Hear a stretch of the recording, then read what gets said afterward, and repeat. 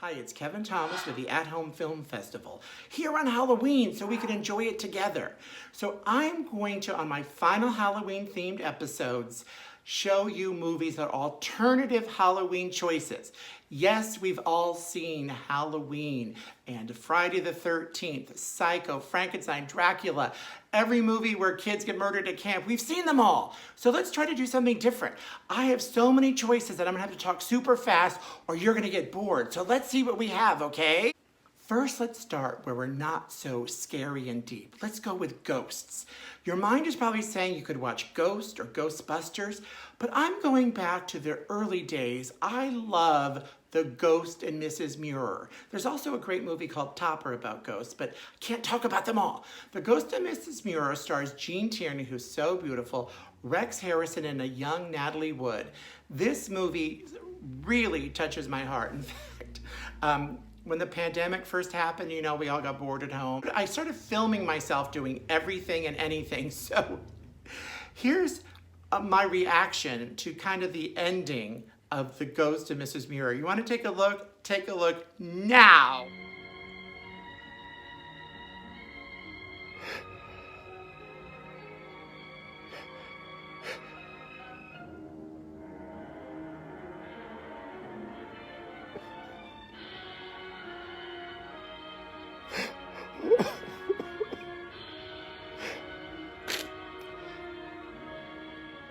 So when we're done with Ghost, why don't we check out Witches?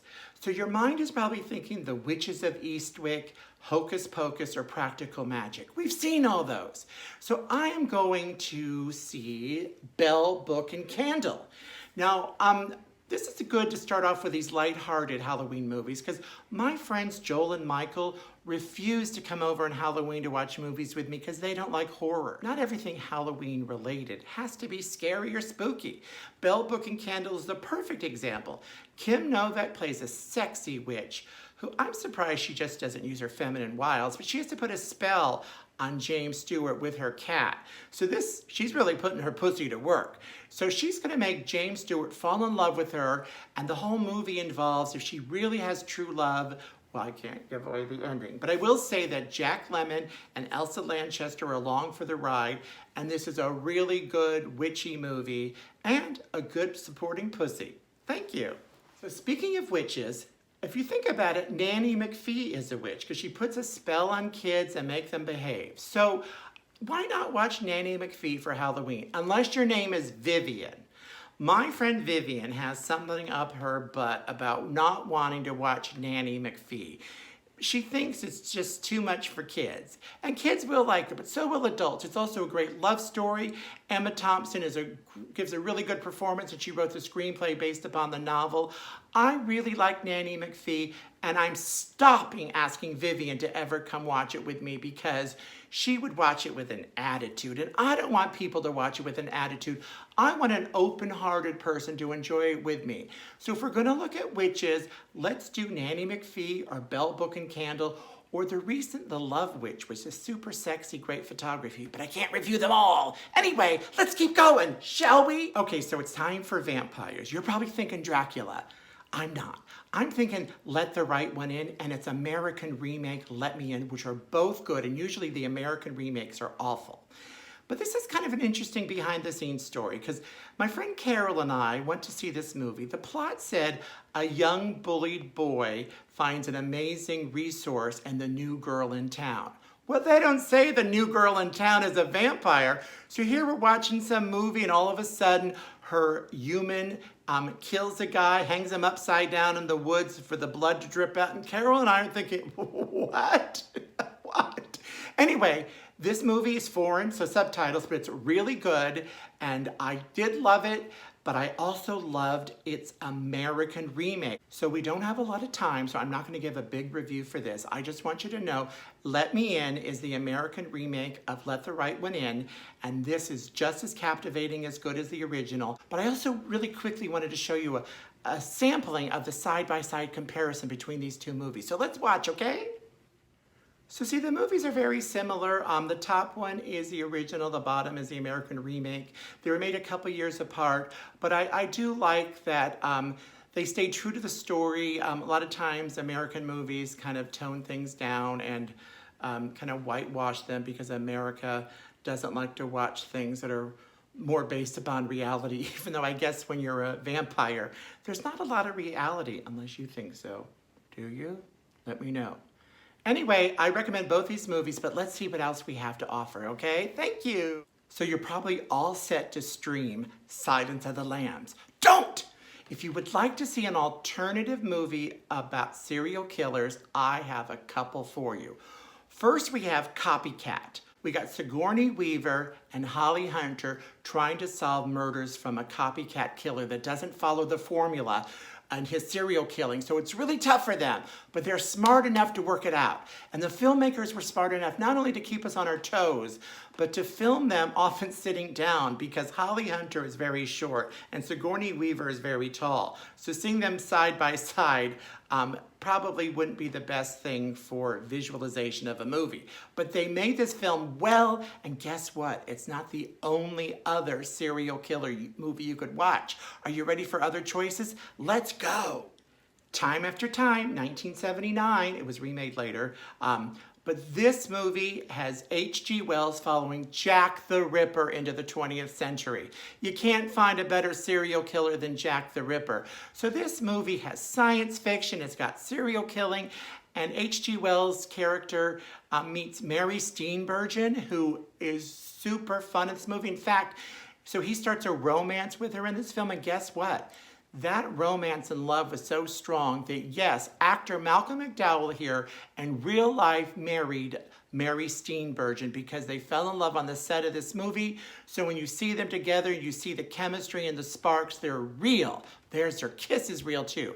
So if you want to have a serial killing science fiction action comedy romance, this is your only choice. But if you're not done with serial killers, The Stepfather, the original one with Terry Quinn, is really good. He's almost like a Stepford wife because he puts himself in situations where he makes the perfect family, but if they have a flaw, they get the axe. This movie is a surprise at Critics Awards. He won a couple of awards for Best Actor. He got great notices. It made money. It had a sequel. It had a remake. But stick to this one. I think it's 1987 with Terry Quinn as the stepfather. You won't go wrong. And if you do, you're killed. And speaking of killing family members, there's Serial Mom with Kathleen Turner from John Waters. This now is almost the same story as Stepfather, where anything that doesn't live up to her standards, you're killed. Whether it's recycling or mistreating your daughter or stealing, she will kill you. Even if you don't rewind your videotapes, which is not happening in today's world. Anyway, John Waters makes it as funny as all his other stuff. So if you want to see Kathleen Turner in a really good performance, and remember, she will remind you, don't wear white after Labor Day. Serial Mom is yet another serial killer movie that you could watch and laugh at. Good, let's do it. I'm ready to laugh. Thanks, Serial Mom. I'm positive your Halloween movies must include Alfred Hitchcock. So I picture you're putting in Psycho or The Birds right now. Well, don't. Why don't we do Brian De Palma? Many people say Brian De Palma copied Alfred Hitchcock, but I say he paid homage to Alfred Hitchcock. So there's several Brian De Palma movies that are great for Halloween. I talked about Phantom of the Paradise recently. We all know Carrie, but I love Dressed to Kill. It's super stylish to watch. It's got great killings. It's a really good performance from Angie Dickinson. Michael Caine is great. I love the music. I love the photography. I love the story. It's a really well-received movie by most. It's funny, it got nominated for some awards for Best and also got some Raspberry nominations for Worst. Uh-oh, there's Angie doing it in a car. Anyway, there's many versions of this too. There's a TV version, not a fan of. There's the unrated version, which I really am a fan of, especially if you like more gore. And there's an R-rated version because I had to tone it down a little for the theater. So actually, I think I have clips of the three versions. Let's take a look, shall we? This is the one that really probably made it unrated. Oh my God. Ooh! Like, look at the top, it's bloodier. Oh. Ooh, oh, right on her neck. Oh, that's not good. Oh, she ain't gonna make that. Oh, So anyway, look for the unrated if you want more gore. While we still have Alfred Hitchcock on our mind, here's another Brian De Palma movie that a lot of people don't really know about. Sisters, 1973. It reminds us a little of Rear Window, where a reporter happens to be looking out a window and it seems that there was a crime committed by one sister, but since they were conjoined twins that were separated, she doesn't know which sister it did it. Hey sister, which one did it? But anyway, Margot Kidder gives a really good performance. Oh my God, there she is killing. We still don't know which sister did it because she plays both. But anyway, nail biter, violent, bloody, very 1973 gore, so that's a really good decade for gore. So watch Sisters and Dress to Kill. That's total bloodbath for you. Okay, so there's tons of movies with animals that take over, like The Birds, and there's tons of action-y movies that take place on planes or The Towering Inferno. Let's skip all those. Let's get the combination of the two with Snakes on a Plane. This movie is ludicrous, but I love it, where a guy is on a plane because he's going to go testify. The criminal puts snakes on a plane. So of course they have to bite everybody, especially if you're in the bathroom having sex or if you're evil. It's really fun. The best thing is there was a version on television where they had to redub it, and that's gone viral. There's a scene where Samuel L. Jackson, you know what? I'm not going to tell you what they do. I'm going to show you. You ready? Let's look at the most iconic moment of Snakes on a Plane. Okay, watch this.